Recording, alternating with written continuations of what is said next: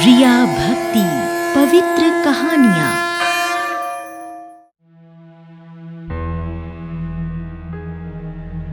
गोलू 13 साल का एक अनाथ लड़का था। 2 साल पहले गोलू के माता पिता कोरोना महामारी की चपेट में आकर भगवान को प्यारे हो गए थे। अनाथ गोलू अपने छोटे से घर में अकेला रह गया था। अपना पेट भरने के लिए गोलू गांव के लोगों के घरेलू काम कर दिया करता और गांव के लोग बदले में गोलू को रोटी और अपने बच्चों के पुराने कपड़े चप्पल वगैरह दे दिया करते थे। 1 साल तक गोलू ने इसी तरह गुजारा किया। फिर गोलू गांव के प्रधान जी की हवेली में नौकर लग गया। गोलू के पिताजी भी मरने से पहले प्रधान जी के खेतों में किसानी का ही काम किया करते थे। गोलू प्रधान जी के घर में साफ सफाई का काम करता, पशुओं को चारा डालता और हवेली में लगे हुए पौधों को पानी देता था। प्रधान जी और उनकी पत्नी बबीता बड़े घमंडी थे। बबीता तो गोलू को जरा भी पसंद नहीं करती थी। जब कभी गोलू प्रधान जी के बच्चों के साथ खेलने लगता था तो बबीता गोलू को बहुत डांटती थी। ओ गोलू के बच्चे, तू इस हवेली का नौकर है, नौकर। मेरे बच्चों के साथ खेलने की तेरी औकात नहीं है। अपनी औकात में रह और खबरदार जो कभी मेरे बच्चों के साथ खेला। और गोलू अपनी गरीबी के इस अपमान पर बहुत दुखी होता। प्रधान जी भी गोलू के साथ अच्छा व्यवहार नहीं करते थे। जब कभी गोलू से कोई गलती हो जाती तो प्रधान जी गोलू को मुर्गा बनाकर सजा देते। चल चल बन जा मुर्गा। मैं किसी गलती करने वाले को बख्शता नहीं। अगर तू मेरे पुराने नौकर का लड़का ना होता तो मैं तुझे अभी नौकरी से निकाल देता। काम चोर कहीं का, ढंग से काम किया कर। प्रधान जी, इस बार माफ कर दो, आगे से कोई भी गलती नहीं करूंगा। और इस तरह मासूम गोलू प्रधान जी से अपमान भरी सजा पाकर हवेली के किसी कोने में बैठकर अपने माता पिता को याद करके खूब रोता।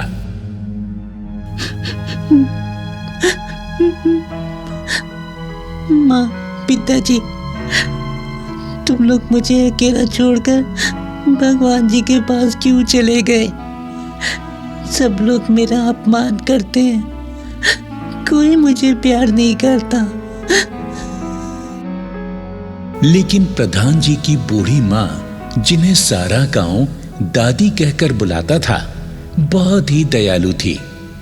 दादी ही थी जो गोलू का दुख समझती थी और गोलू को प्यार भी करती थी। दादी जब गोलू को अकेले में रोता देखती तो वो उसे प्यार करके समझाती। रो मत मेरे बच्चे, भगवान एक ना एक दिन तुझे भी सुखी करेगा। ऊपर वाला अगर दुख देता है तो सुख भी जरूर देता है। दादी अपनी घमंडी और नक चढ़ी बहू बबीता से छुप छुपा कर अक्सर गोलू को खाने पीने की चीजें भी दिया करती थी। दशहरे का त्योहार आने में सिर्फ 4 दिन बचे थे। गोलू फर्श पर पोछा लगा रहा था कि तभी वहां पर प्रधान जी के दोनों बच्चे आकर बातें करने लगते हैं। तुझे पता है पिंकी, इस बार दशहरे मेले में बहुत ऊंचा रावण जलाया जाएगा। अरे वाह, फिर तो दशहरा देखने में बड़ा मजा आएगा। गोलू, जो कि दोनों बच्चों की बातें सुन रहा था, बच्चों के पास आकर कहता है, मुझे भी दशहरे का मेला घूमना और जलता हुआ रावण देखना बहुत पसंद है। मैं अपने पिताजी के साथ दशहरा देखने जाया करता था। गोलू भैया, जब हम दशहरा देखने जाएंगे ना तो तुम भी हमारे साथ चलना।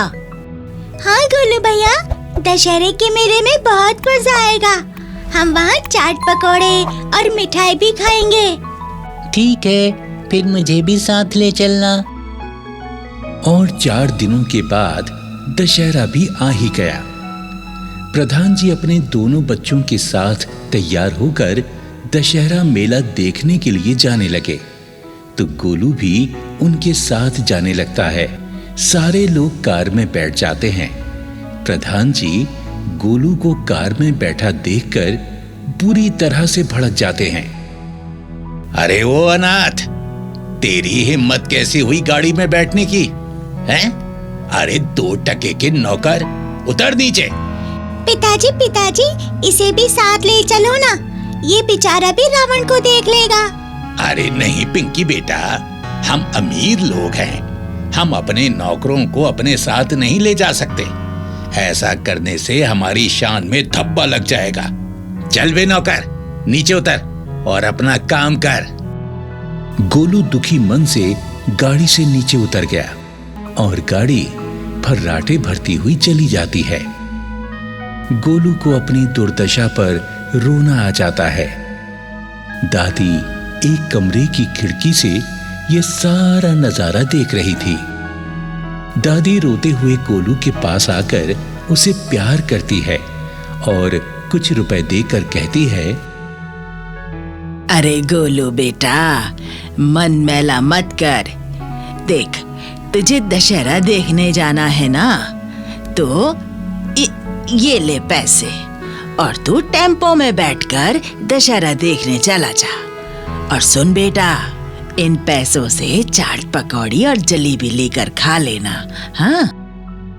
गोलू दादी के गले लग जाता है और कहता है, दादी तू बहुत अच्छी हो, बिल्कुल मेरी माँ की तरह हो। अच्छा, अब मुझ बुढ़िया की ज्यादा बड़ाई मत कर। जा, चला जा और जल्दी वापस लौट आना। हाँ? गोलू खुश होता हुआ दशहरा देखने चल पड़ता है।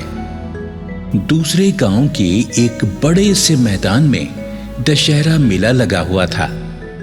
तरह तरह की दुकानें, झूले और खाने पीने की चीजों से मेला सजा हुआ था। मैदान के बीचों बीच रावण का बहुत ही ऊंचा पुतला खड़ा हुआ था। प्रधान जी और उनके दोनों बच्चे बड़ी हैरानी से पुतले को देख रहे थे। तभी वहां पर टहलता हुआ गोलू भी आ गया। गोलू प्रधान जी को खड़े देखकर लोगों के पीछे छुप गया ताकि प्रधान जी की नजर उस पर न पड़ जाए।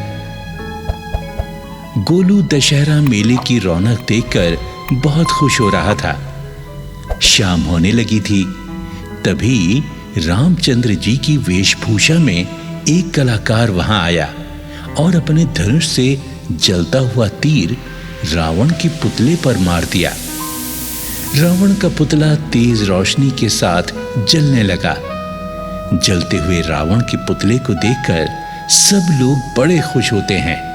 पिंकी प्रधान जी से कहती है, पिताजी, क्या रावण सचमुच में इतना बड़ा था? हाँ बिटिया, अरे वो राक्षस था, राक्षस, इसीलिए बहुत बड़ा था। पिंकी जलते रावण को करीब से देखने के लिए पुतले के काफी करीब चली जाती है। तभी अचानक रावण की पुतले के हाथ में पकड़ी हुई बड़ी सी जलती हुई तलवार पुतले से टूटकर नीचे आती है और वहां खड़ी हुई पिंकी पर गिर जाती है। पिंकी की चीख निकल जाती है। पिताजी, मुझे बचाओ पिताजी!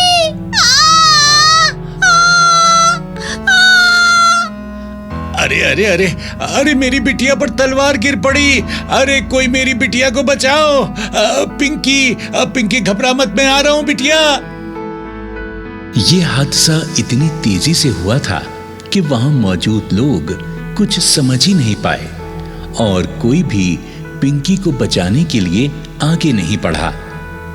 गोलू भी ये सब नजारा देख रहा था।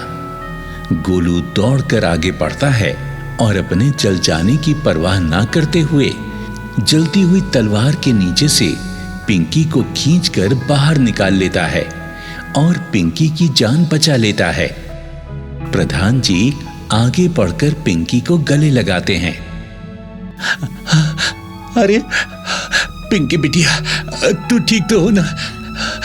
हाँ पिताजी, मैं बिल्कुल ठीक हूँ। अगर आज गोलू भैया मुझे ना बचाते तो मैं मर ही जाती पिताजी। प्रधान जी गोलू को भी अपने गले से लगा लेते हैं और कहते हैं, गोलू बेटा, मैं तो हमेशा तेरी गरीबी और अनाथ होने की खिल्ली उड़ाता था, पर आज तूने मेरी बेटी की जान बचाकर मेरी अमीरी का सारा घमंड तोड़ दिया। मैंने तो सदा तेरे साथ अन्याय ही किया है बेटा। हो सके तो मुझे माफ कर दे बेटा, मुझे माफ कर दे। प्रधान जी, आप तो मेरे पिताजी के समान हैं। आप मुझसे माफी मांगकर मुझे शर्मिंदा मत कीजिए। और इस तरह उस दिन के दशहरे ने गोलू का जीवन ही बदल दिया। अब प्रधान जी और उनकी पत्नी बबीता गोलू को नौकर की तरह नहीं बल्कि अपने बच्चों की तरह रखने लगे थे। गोलू अब स्कूल भी जाने लगा था। अब गरीब गोलू का जीवन सुखी हो गया था और गोलू बहुत खुश रहने लगा था।